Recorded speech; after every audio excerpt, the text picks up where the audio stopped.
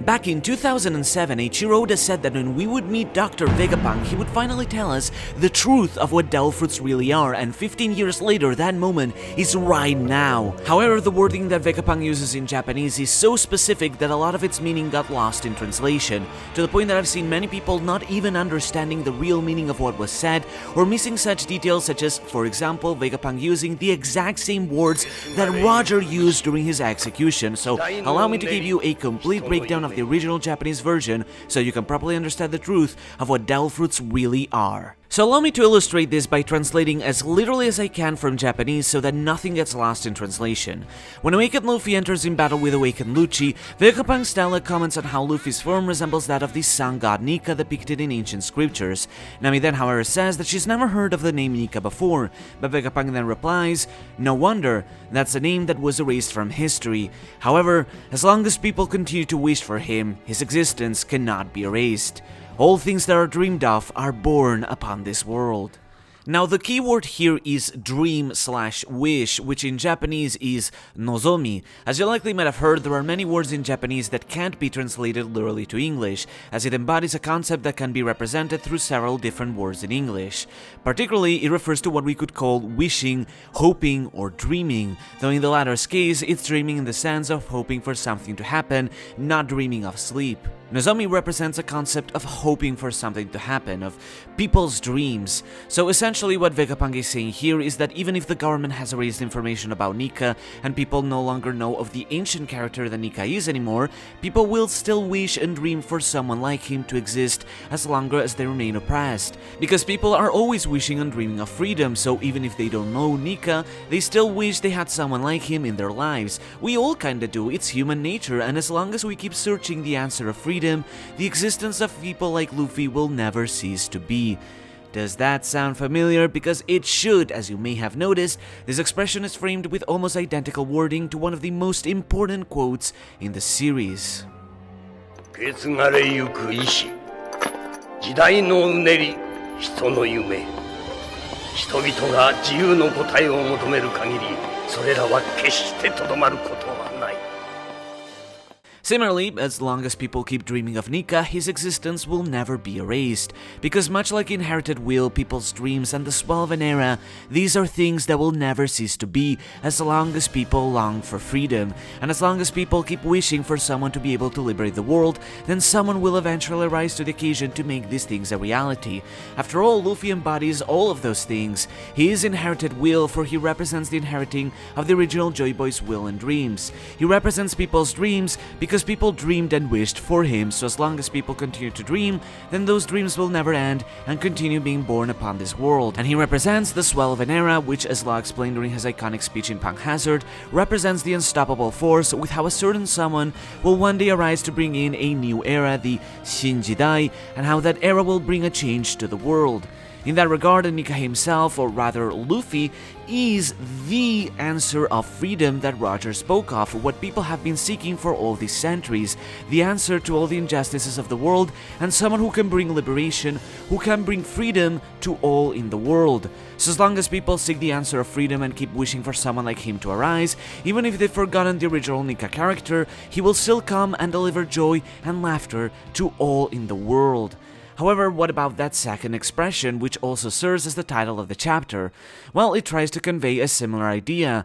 All things that are dreamed of are born upon this world. So essentially, as long as people wish hard enough or dream hard enough for something to happen, it can become a reality.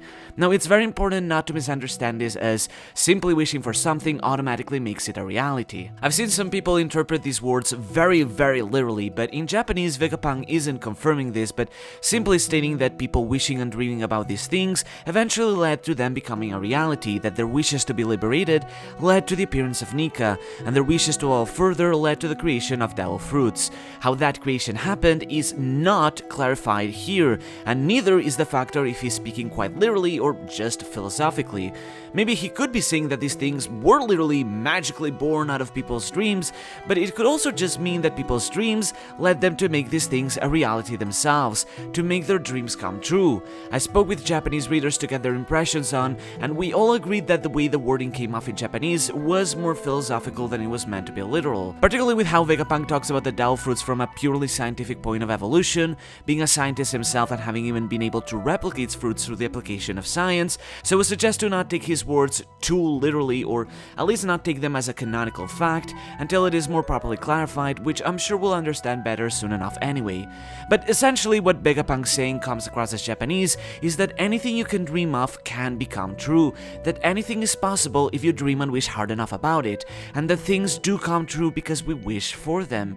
It essentially embodies the concept of the limitless potential that this world has for what can be possible. After all, in the end, Vegapunk says that the world is so fun and wondrous because it allows for this limitless potential, so there is no need to wonder if gods really exist or not.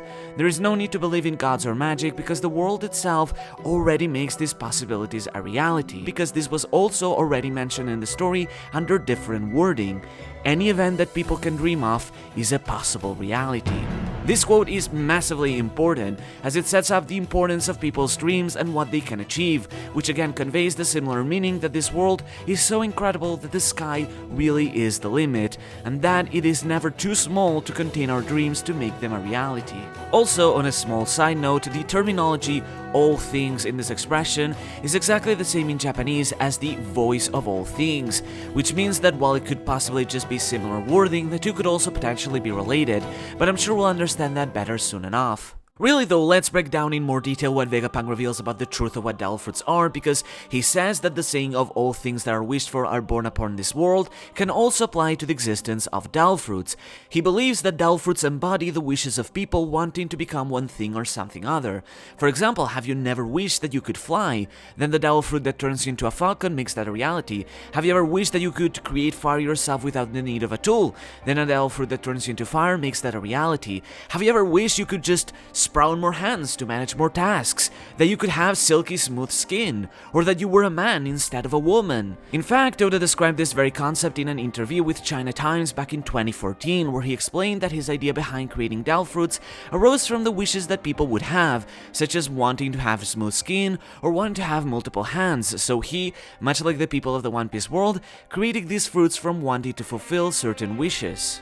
As Vegapunk puts it, Dao fruits are actually the possibilities of mankind's evolution that someone once dreamed and wished for, and that Dao fruit abilities are in actuality the many ways the future of the hominid genus could evolve.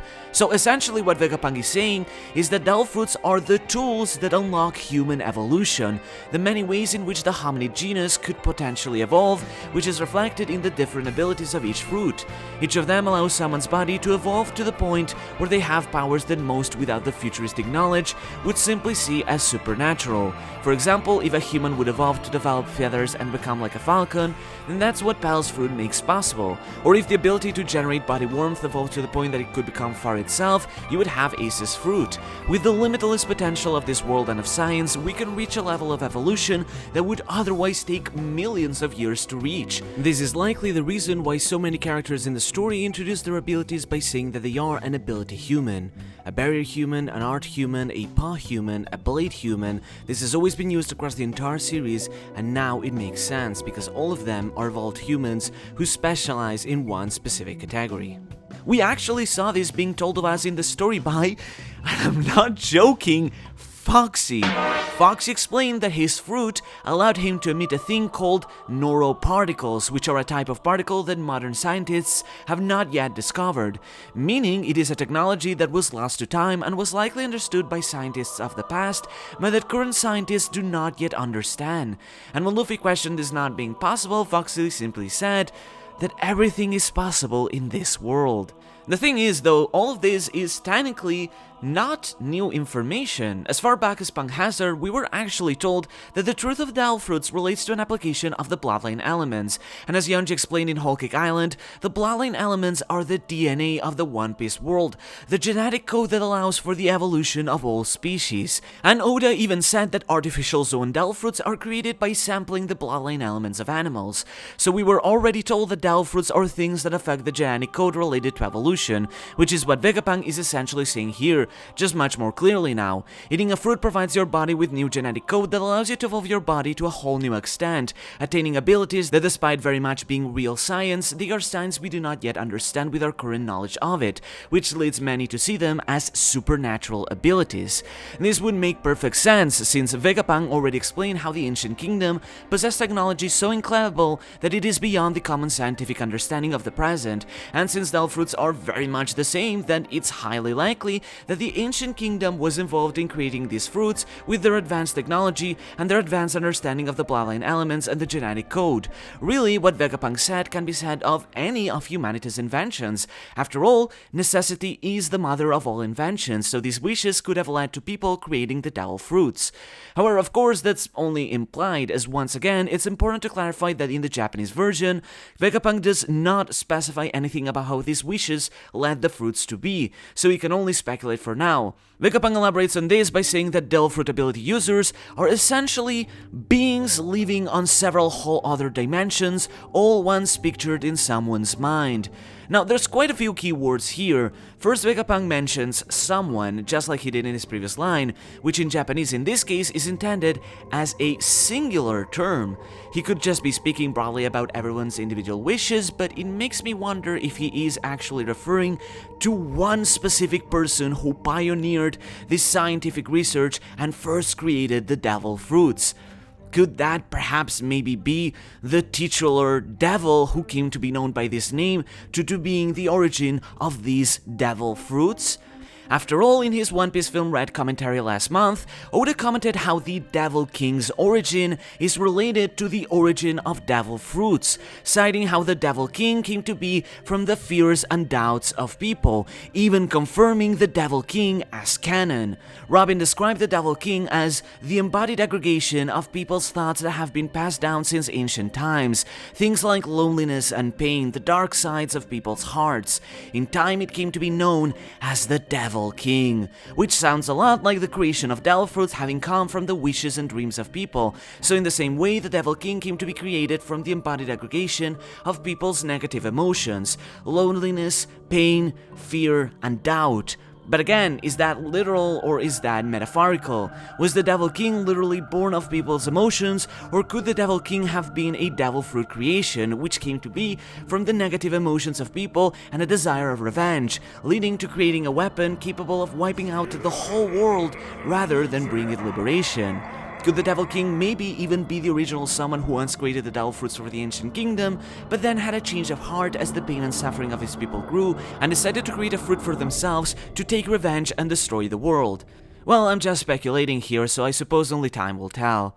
Anyway, next, the expression Vegapunk uses, omoi egaita, translates to pictured in their mind, quite literally using the kanji for drawing, which in this case refers to picturing something, being able to envision it. Again though, it's important to clarify that this does not necessarily indicate that someone imagined these things and then they magically appeared, but rather that because they picture such a possibility, these worlds in their mind, they were able to find a way to make them a reality, whatever that way may be.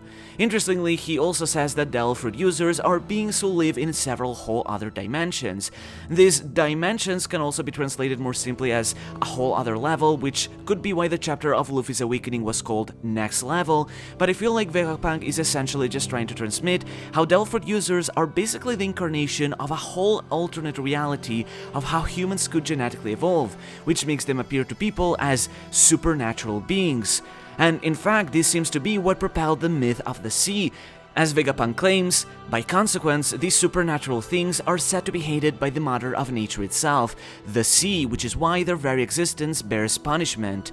This is a very interesting piece of lore, but it's important to note that Vegapunk specifies it is said, which means that this is simply the myth that is said about Devil Fruits, which could have some truth to it, but compared to the scientific breakdown he gave, it has a more mythological aspect to it, what with the mother of nature that he mentions, and he talks about about it like a rumor, so it's possible that the truth behind the rejection of the sea could go deeper than that. After all, we already know that this is technically partially wrong, as in an SPS, Oda clarified that it is not the sea that paralyzes devil fruit users, but rather any body of water, no matter what, even if it isn't related to the sea. So it isn't necessarily the sea that rejects devil fruit users, but rather the contact with water that makes them lose their powers, something that could be very easily explained in a scientific way as just a chemical or biological reaction to water. But this aspect too is still too murky and undefined to say for sure. What is more interesting here, however, is that the word unnatural could be more literally translated to artificial, which would suggest that the fruits are indeed artificial creations that went beyond the boundaries of what nature allows. This would better explain why Mother Nature hates these fruits, because humanity decided to play at being God and create fruits that broke the natural laws of evolution, so nature fought back in turn, which could once again suggest that the devil fruits are indeed artificial creations of humanity as a way to materialize their dreams into reality. Truthfully, in this chapter, we ultimately don't find out anything that wasn't already being alluded to in the past in some way, and the real origin of devil fruits and many other aspects of them are yet a mystery, such as how some fruits took on a will of their own, but now we can understand the truth with a lot more clarity as we finally have the confirmation of what devil fruits really are. Tools that grant the ability to evolve the genetic code of living creatures to a point far beyond what they are able to do in the present, being able to reach the full biological potential that this world and science has to offer, because they once dreamed of being able to do things that weren't possible. Now, this next bit is more speculation on my end, but it all makes me wonder if that's specifically what happened with Nika as well. Joy Boy was a real person in ancient times, but by comparison, Nika was a fictional character, with even Vegapunk describing him as a character from ancient scriptures. Joy Boy at one point became Nika through the devil fruit, but since it is a mythological Zoan, it means that the creature it is based on never really existed, only being a myth, a story, perhaps even a laugh tale. But this means that Joy Boy dreamed of being like Nika, that he wanted to be just like this fictional character of stories of old, and decided to quite literally embody him through the creation of the Hito Hitonomi model Nika to be able to deliver joy and laughter to all in the world. Does that mean that...